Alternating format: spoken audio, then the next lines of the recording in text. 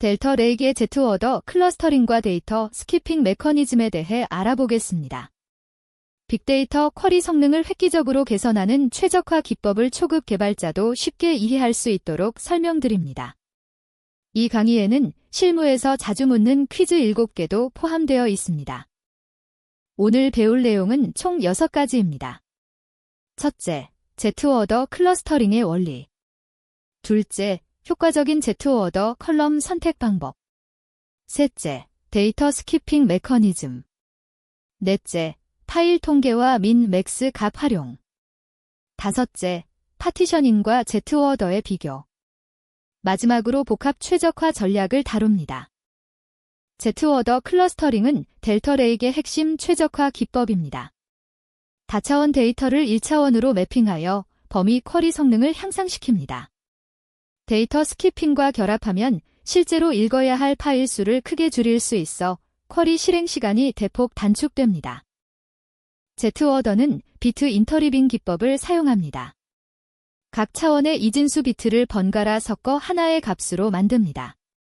예를 들어 좌표 2, 3의 경우 2의 이진수 10분과 3의 이진수 11분의 비트를 YX 순서로 섞어 1110분을 만듭니다. 이렇게 하면 공간적으로 가까운 데이터가 물리적으로도 인접하게 배치되어 효율적인 범위 스캔이 가능합니다.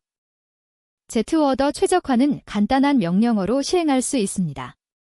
델터 테이블을 로드한 후 아프터마이즈 메서드에 execute Z오더 by를 호출하면 됩니다. 이 예제에서는 유저 아이디와 데이트 컬럼을 기준으로 클러스터링합니다. 최적화가 완료되면 DSCRIBHISTORY로 결과를 확인할 수 있습니다. Z오더는 2개에서 4개의 핵심 컬럼에만 적용하는 것이 효과적입니다. 너무 많은 컬럼을 포함하면 최적화 효과가 희석됩니다. WHER이 절에서 자주 함께 사용되는 컬럼을 선택해야 하며 실제 쿼리 패턴을 면밀히 분석하는 것이 중요합니다. 컬럼의 카디널리티는 Z오더 효과에 큰 영향을 미칩니다. 저카디널리티 컬럼은 파티셔닝에 적합하고 중카디널리티 컬럼이 Z오더에 최적입니다. 고카디널리티 컬럼은 데이터 스키핑 효과가 제한적일 수 있으므로 신중하게 선택해야 합니다. 컬럼별 카디널리티를 분석하는 코드입니다. 디스팅트 함수로 고유값 개수를 계산하고 전체 레코드 수 대비 비율을 구합니다. 이 정보를 바탕으로 Z오더 적용 여부를 판단합니다. 일반적으로 고유값 비율이 0.1%에서 10% 사이인 컬럼이 Z오더에 적합합니다. 데이터 스키핑은 델터 레이크의 핵심 성능 최적화 기능입니다. 쿼리 조건을 만족하지 않는 파일을 물리적으로 읽지 않고 건너뜁니다. 각 파일의 민, 맥스 통계 정보를 활용하여 파일 단위로 스캔 여부를 판단하므로 실제 읽는 데이터량이 크게 줄어듭니다. 데이터 스키핑의 동작 원리를 살펴보겠습니다. 각 파일의 메타데이터에 저장된 민, 맥스 값을 쿼리 조건과 비교합니다.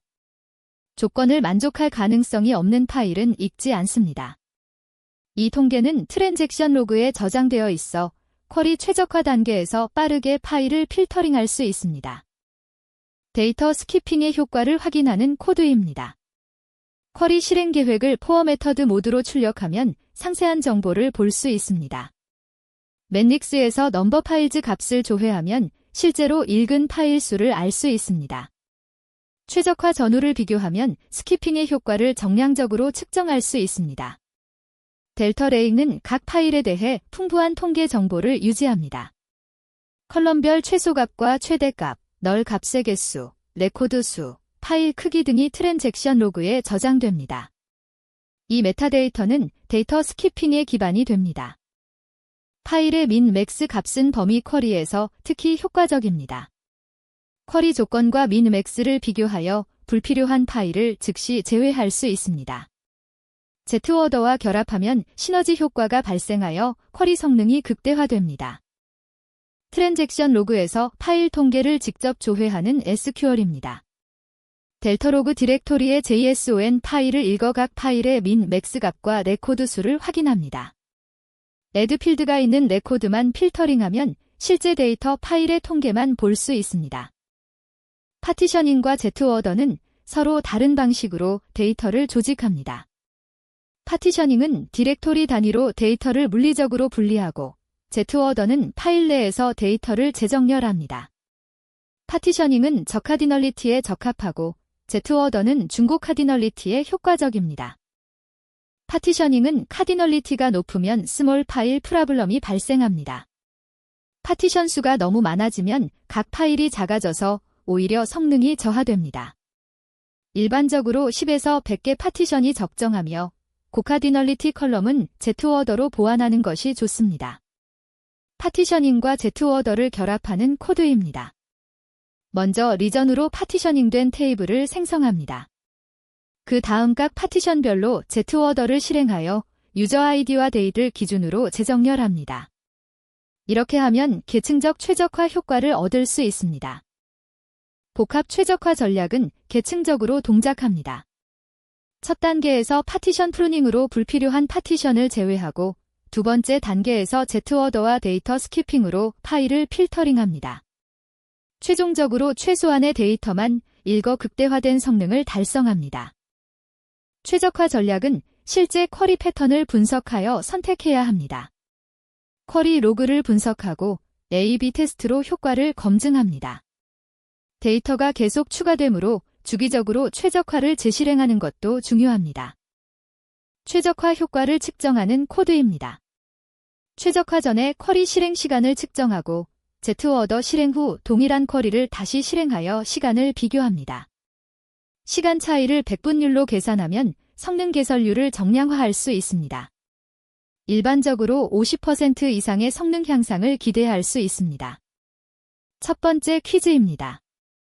Z워더 클러스터링에서 사용하는 비트 인터리빙 기법에 대한 설명으로 가장 적절한 것은 무엇일까요? 4가지 선택지를 살펴보시고 정답을 생각해보세요. 정답은 한 번입니다. 각 차원의 이진수 비트를 번갈아가며 섞어 1차원 값으로 변환합니다. 예를 들어 좌표 2, 3의 경우 2의 이진수 10분과 3의 이진수 11분의 비트를 YXYX 순서로 번갈아 섞어 1110분을 만듭니다. 이를 통해 다차원 공간에서 가까운 점들이 1차원 배열에서도 가까운 위치에 놓이게 되어 범위 쿼리 시 효율적으로 데이터를 스캔할 수 있습니다. 두 번째 퀴즈입니다. 데이터 스키핑 메커니즘이 쿼리 성능을 향상시키는 원리로 가장 정확한 것은 무엇일까요? 정답은 한 번입니다. 각 파일의 메타데이터에 저장된 min-max 통계 정보를 활용하여 쿼리 조건을 만족하지 않는 파일들을 읽지 않고 건너뜁니다. 예를 들어 WHERE date 2024년 1월 1일 쿼리를 실행할 때 넥스데이가 2023년 12월 31일인 파일은 조건을 만족하는 데이터를 포함할 수 없으므로 파일 자체를 읽지 않고 건너뜁니다. 세 번째 퀴즈입니다. Z워더 최적화를 위한 컬럼 선택 시 고려해야 할 핵심 요소로 가장 적절하지 않은 것은 무엇일까요? 정답은 한 번입니다. 테이블의 모든 컬럼을 Z워더에 포함시키는 것은 잘못된 접근입니다.